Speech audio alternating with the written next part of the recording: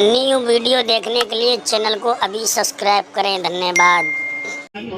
बाबा नारद जी ने ये सोचा कि मैं इतना बड़ा पापी हूँ जो मेरे बैठने से ये जगह अपवित्र हो जाती है।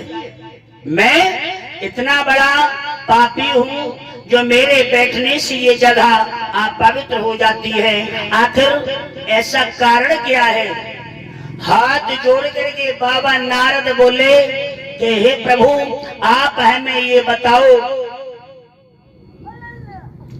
कि मेरे अंदर इतना गंदापन है, मेरे अंदर ऐसी क्या चीज है जो मेरे बैठने से ये जगह अपवित्र हो जाती है। जब समाज उठती है तो जहां मैं बैठता हूं उस जगह को चौका लगाया जाता है।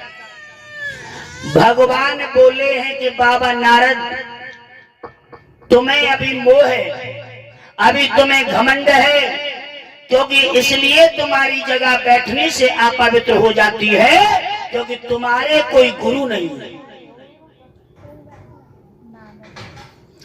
तुम्हारे कोई गुरु नहीं है, इसलिए जिसे तुम निर्गुरा हो, आपके कोई गुरु नहीं है। तो बाबा नारद बोले अच्छा, मेरे गुरु नहीं है इसलिए जगह पवित्र हो जाती। बोले हाँ।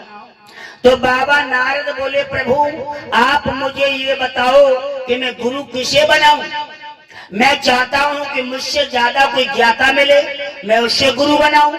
भगवान बोले बाबा नारद, ये तुम्हारी भूल है।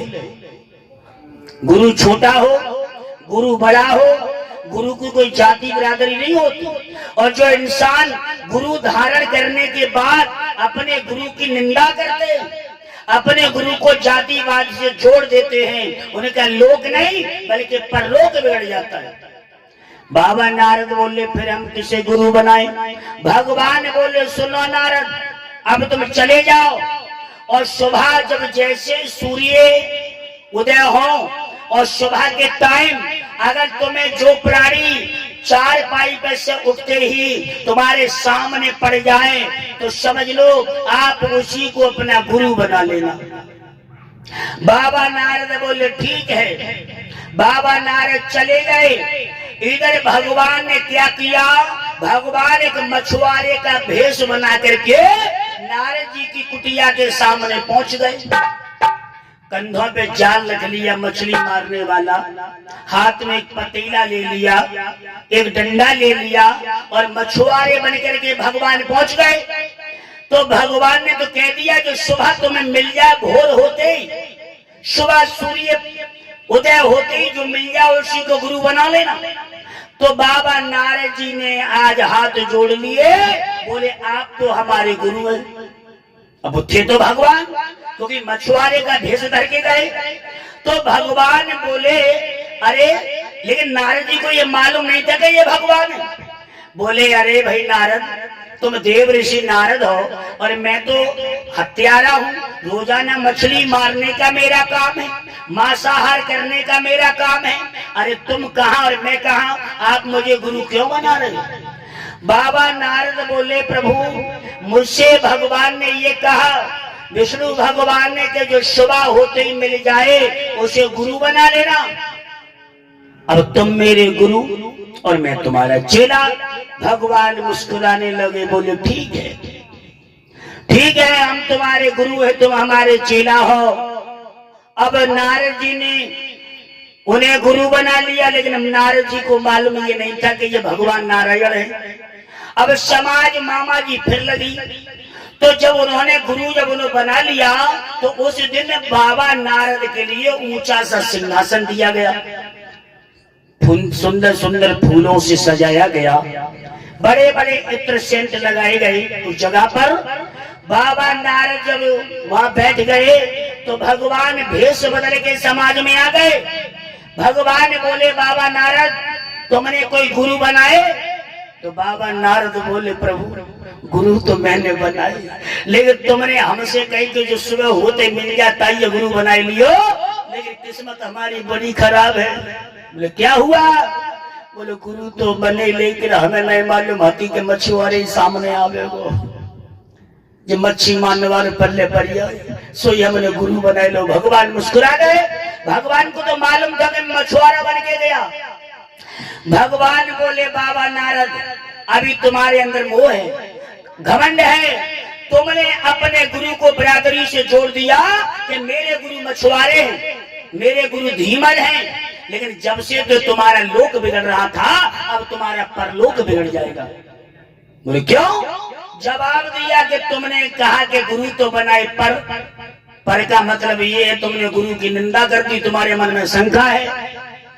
बाबा नारद बोले अब ना तय के रहे, ना होते के रहे, अब कहा कर, बीच में फंस गए।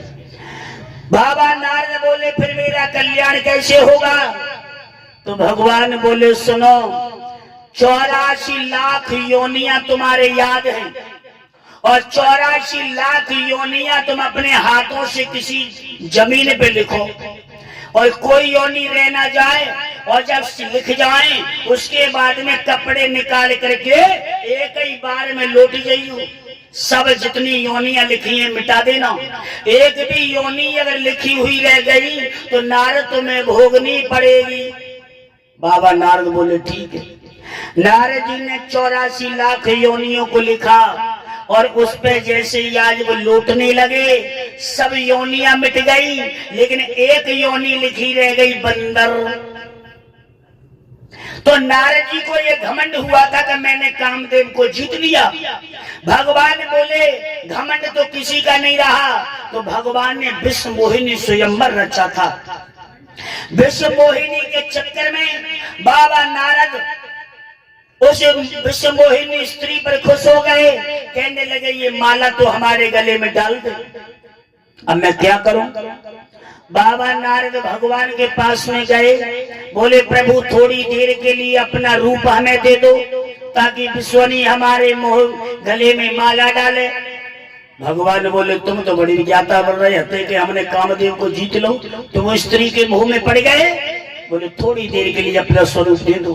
भगवान ने मामा जी अपना रूप तो नहीं दिया, भगवान ने क्या किया कि बंदर बना दिया।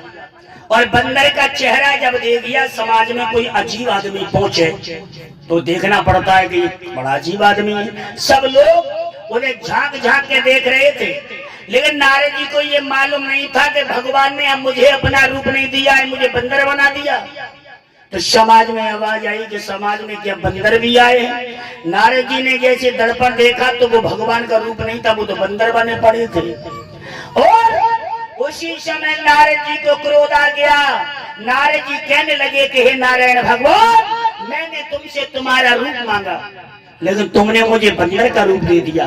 दुनिया के लोग हंसने लगे मुझसे। नारद जी बोले प्रभु ये सत्य की बात है भाइयों।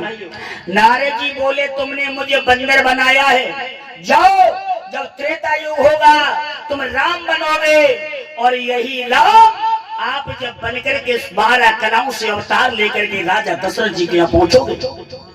जब सीता हरण जब होगा, आप पंचवटी से जब रावण सीता का हरण करके लेके जाएगा तो ये बंदर ही तुम्हारी लंका की विजय कराएगा। ये भी मैं तुमसे कह रहा हूं। तो बंदर के बिना, हनुमान जी के बिना भगवान राम का कोई कार्य सिद्ध नहीं हुआ। इसलिए बताया गया कि हमारे लिए गुरु छोटा हो बड़ा हो बरादरी से कुछ भी हो, लेकिन हमें गुरु की निंदा कभी नहीं करनी चाहिए।